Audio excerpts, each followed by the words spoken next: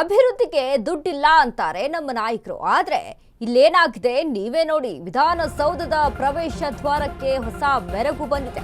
ಅಭಿವೃದ್ಧಿಗೆ ದುಡ್ಡಿಲ್ಲ ಅಂತಾರೆ, ಆದ್ರೆ ಇಲ್ಲಿ ಮಾಡಿದ್ದೇನು? ವಿಧಾನಸೌಧದ ಪ್ರವೇಶ ದ್ವಾರಕ್ಕೆ ಹೊಸ ಮೆರುಗು ಬಂದಿದೆ. ಹೊಟ್ಟೆಗೆ ಹಿಟ್ಟಿಲ್ಲದ ಹೊತ್ತಲ್ಲಿ ಜುಟ್ಟಿಗೆ ಮಲ್ಲಿಗೆ ಇವರಿಗೆ. ರಾಜ್ಯದಲ್ಲಿ ಅಭಿವೃದ್ಧಿ ಕಾರ್ಯಗಳಿಗೆ ದುಡ್ಡಿಲ್ಲ ಅಂತಾದ್ರಲ್ಲಿ ವಿಧಾನಸೌಧದಲ್ಲಿ ಮಾತ್ರ ಮತ್ತೆ ಮತ್ತೆ ನವೀಕರಣ. ವಿಧಾನಸೌಧದ ಸಿಂಗಾರಕ್ಕೆ ಮಾತ್ರ ಕೋಟಿ ಕೋಟಿ ದುಡ್ಡು. ವಿಧಾನಸೌಧದ ಪಶ್ಚಿಮ ದ್ವಾರದ ನವೀಕರಣ. ಈ ಹಿಂದೆ ಇದ್ದ ಹಳೆ ಕಬ್ಬಿಣದ ಗೇಟ್ಗೆ ಗುಡ್ ಬೈ. ಈಗ ರೋಸ್ ವುಡ್ ಬಳಸಿ ಪ್ರವೇಶ ದ್ವಾರ ನಿರ್ಮಾಣ. ಸ್ಪೀಕರ್ ಯುಟಿ ಖಾದರ್ ಸೂಚನೆ ಮೇಲೆ ನವೀಕರಣ. ಪಿಡಬ್ಲ್ಯೂಡಿ ಹಾಗೂ ಅರಣ್ಯ ಅಭಿವೃದ್ಧಿ ನಿಗಮದಿಂದ ನವೀಕರಣ. 80 ಲಕ್ಷ ರೂಪಾಯಿ ವೆಚ್ಚದಲ್ಲಿ ನಡೆಯುತ್ತಿರುವ ಕಾಮಗಾರಿ. ಚರ್ಚೆಗೆ ಗ್ರಾಸವಾದ ವಿಧಾನಸೌಧದ ನವೀಕರಣ ಕಥನ.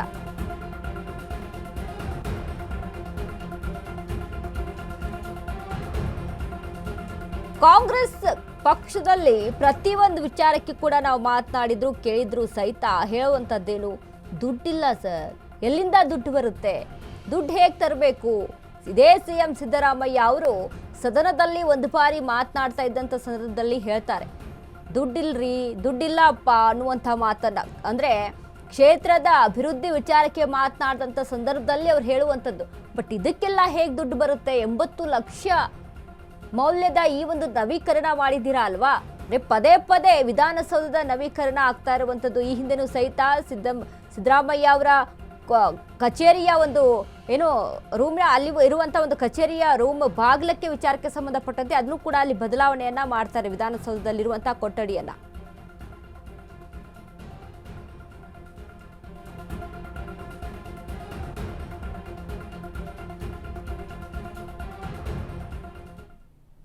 ಈ ಬಗ್ಗೆ ನಮ್ಮ ಪ್ರತಿನಿಧಿ ವಿವೇಕ್ ನೀಡಿರುವ ಪ್ರತ್ಯಕ್ಷ ವರದಿ ಇಲ್ಲಿದೆ, ನೋಡೋಣ ಬನ್ನಿ. ವಿಧಾನಸೌಧಕ್ಕೆ ಹೊಸ ಮೆರುಗು ತರೋದಕ್ಕೆ ಈ ಸರ್ಕಾರ ಮುಂದಾಗಿತ್ತು. ಜೊತೆಗೆ ವಿಧಾನಸೌಧದ ಆವರಣದಲ್ಲಿ ಒಂದಿಷ್ಟು ಬದಲಾವಣೆಗಳು ಕೂಡ ತಂದಿದ್ರು.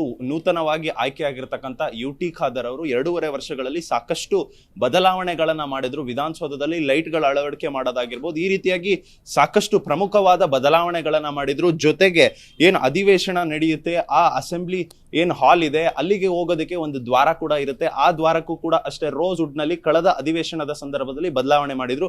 ಮತ್ತೆ ಈಗ ಈ ಪಶ್ಚಿಮ ದ್ವಾರ ಏನಿದೆ, ಕೆಂಗಲ್ ಗೇಟ್ ಅಂತ ಕೂಡ ಹೆಸರುವಾಸಿಯಾಗಿದೆ. ಈ ಕೆಂಗಲ್ ಗೇಟ್ ನಲ್ಲೂ ಕೂಡ ಅಷ್ಟೇ ಈಗ ಈ ಮುಂಚೆ ಇದ್ದಂತ ಕಬ್ಬಿಣದ ದ್ವಾರಗಳನ್ನ ಬದಲಾವಣೆ ಮಾಡಿ ಈಗ ರೋಸ್ ವುಡ್ ನ ದ್ವಾರವನ್ನು ಕೂಡ ಅಳವಡಿಕೆ ಮಾಡೋದಕ್ಕೆ ಕೂಡ ಈಗ ಸರ್ಕಾರ ಮುಂದಾಗಿದೆ. ಈಗಾಗಲೇ ಕಾಮಗಾರಿ ಕೂಡ ಆರಂಭವಾಗಿದೆ. ಸುಮಾರು 10 ದಿನಗಳಲ್ಲಿ, ಅಂದ್ರೆ ಈಗೇನು ಅಧಿವೇಶನ ನಡೀತಿದೆ, ಈ ಅಧಿವೇಶನದ ಒಳಗಡೆನೆ ಈ ಕಾಮಗಾರಿ ಪೂರ್ಣಗೊಳಿಸೋದಕ್ಕೆ ಅವರಿಗೆ ಈಗಾಗಲೇ ಆದೇಶವನ್ನು ಕೂಡ ಕೊಡಲಾಗಿದೆ. ಅಷ್ಟರ ಒಳಗೆ ಈ ಕಾಮಗಾರಿಯನ್ನ ಮುಗಿಸಿ ಸಿಎಂ ಅವರ ಕೈಯಲ್ಲೇ ಉದ್ಘಾಟನೆ ಮಾಡಿಸಬೇಕು ಎಂಬ ಒಂದಿಷ್ಟು ವಿಚಾರಗಳ ಪೈಕಿ ಕೂಡ ಈಗಾಗಲೇ ಚರ್ಚೆ ಕೂಡ ಆಗಿದೆ, ನಿರ್ಧಾರ ಕೂಡ ಆಗಿದೆ. ಅದೇ ನಿಟ್ಟಿನಲ್ಲಿ ಈಗಾಗಲೇ ಕಾಮಗಾರಿ ಕೂಡ ಆರಂಭವಾಗಿದೆ. ವೇಗವಾಗಿ ಕಾಮಗಾರಿ ಕೂಡ ಸಾಗ್ತಾ ಇದೆ. ಒಟ್ಟಾರೆಯಾಗಿ ಈ ದ್ವಾರಕ್ಕೆ ಸುಮಾರು 80 ಲಕ್ಷಕ್ಕೂ ಅಧಿಕ ಹಣ ಖರ್ಚಾಗ್ತಾ ಇದೆ ಈ ರೋಸ್ ವುಡ್ಗೆ ಅಂತ ಮಾಹಿತಿ ಕೂಡ ಲಭ್ಯವಾಗ್ತಿದೆ. ಜೊತೆಗೆ ಈ ಹಿಂದೆ ಅಂದ್ರೆ ಒಳಗೆ ಹೋಗುವಂತ ಪ್ರವೇಶ ದ್ವಾರ ಏನಿತ್ತು, ಅಸೆಂಬ್ಲಿ ಹಾಲ್ ಒಳಗೆ ಹೋಗುವಂತ ದ್ವಾರಗಳು ಈ ದೃಶ್ಯಾವಳಿಗಳಲ್ಲೂ ಕೂಡ ನೋಡ್ತಾ ಇರಬಹುದು.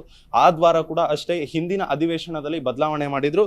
ಈ ಬಾರಿಯ ಅಧಿವೇಶನದಲ್ಲಿ ಇಲ್ಲಿನ ದ್ವಾರವನ್ನ ಬದಲಾವಣೆ ಮಾಡ್ತಿದ್ದಾರೆ. ಇನ್ನು ಮುಂದಿನ ದಿನಗಳಲ್ಲಿ ಈಗಾಗಲೇ ಏನು ಪಶ್ಚಿಮ ದ್ವಾರದಲ್ಲಿ ಬದಲಾವಣೆ ಮಾಡಿದ್ದಾರೆ, ಇದೇ ರೀತಿಯಾಗಿ ದಕ್ಷಿಣ ಆಗಿರ್ಬೋದು, ಉತ್ತರ ದ್ವಾರ ಆಗಿರ್ಬೋದು ಮತ್ತು ಪೂರ್ವ ದ್ವಾರ ಆಗಿರ್ಬೋದು, ಈ ಎಲ್ಲಾ ದ್ವಾರಗಳಲ್ಲೂ ಕೂಡ ಬದಲಾವಣೆ ಮಾಡೋದಕ್ಕೆ ಸರ್ಕಾರ ಈಗಾಗಲೇ ಮುಂದಾಗಿದೆ. ಅದೇ ನಿಟ್ಟಿನಲ್ಲಿ ಮುಂದಿನ ಅಧಿವೇಶನಗಳಲ್ಲಿ ಬೇರೆ ರೀತಿಯಾದ ಒಂದಿಷ್ಟು ತಯಾರಿಗಳನ್ನ ಮಾಡಿಕೊಂಡು ಬೇರೆ ಬೇರೆ ದ್ವಾರಗಳಲ್ಲೂ ಕೂಡ ಇದೇ ರೀತಿಯಾಗಿ ರೋಸ್ ವುಡ್ ನ ಅಳವಡಿಕೆ ಮಾಡೋದಕ್ಕೂ ಕೂಡ ಸರ್ಕಾರ ಮುಂದಾಗಿದೆ. ಆದ್ರೆ ನಿಜಕ್ಕೂ ಇಲ್ಲಿ ಉದ್ಭವ ಆಗುವಂತ ಪ್ರಶ್ನೆ ಏನು ಅಂದ್ರೆ, ಇದು ಸರ್ಕಾರಕ್ಕೆ ಬೇಕಿತ್ತ ಈ ಸಂದರ್ಭದಲ್ಲಿ ಅಂತ? ಯಾಕಂದ್ರೆ ಈಗಾಗಲೇ ಗ್ಯಾರಂಟಿ ಸ್ಕೀಮ್ಗಳಿಂದ ಸಾಕಷ್ಟು ಹೊರೆ ಕೂಡ ಆಗ್ತಾ ಇದೆ ಸರ್ಕಾರಕ್ಕೆ ಅಂತ ಅವರ ಶಾಸಕರೇ ಸಾಕಷ್ಟು ಬಾರಿ ಹೇಳಿದ್ದಾರೆ. ಜೊತೆಗೆ ಅಭಿವೃದ್ಧಿ ಕಾಮಗಾರಿಗಳು ಎಲ್ಲೂ ಕೂಡ ರಾಜ್ಯದಂತ ಆಗ್ತಾ ಇಲ್ಲ, ಅಭಿವೃದ್ಧಿಗೆ ಹಣ ಕೂಡ ಬಿಡುಗಡೆ ಆಗ್ತಾ ಇಲ್ಲ ಅಂತ ಒಂದಿಷ್ಟು ಆರೋಪ ಮಾಡಿದಂತ ಸಂದರ್ಭದಲ್ಲಿ ಈ ಸಂದರ್ಭದಲ್ಲಿ ವಿಧಾನಸೌಧಕ್ಕೆ ಈ ರೀತಿಯಾದ ಅಳವಡಿಕೆ ಮಾಡತಕ್ಕಂತ ಬಾಗಿಲುಗಳ ಅಳವಡಿಕೆ ಬೇಕಾಗಿತ್ತ ಅನ್ನೋ ಒಂದಿಷ್ಟು ಪ್ರಶ್ನೆಗಳು ಕೂಡ ಈಗಾಗಲೇ ಉದ್ಭವ ಆಗೋದಕ್ಕೆ ಪ್ರಾರಂಭವಾಗಿದೆ. ಕ್ಯಾಮ್ರಾ ಪರ್ಸನ್ ಶಿವಮೂರ್ತಿ ಜೊತೆ ಓಂ ವಿವೇಕ್, ಆದಿತ್ಯ ಕಾರ್ಲೇಕರ್, ಅಶ್ವವೇಗ ನ್ಯೂಸ್, ಬೆಂಗಳೂರು.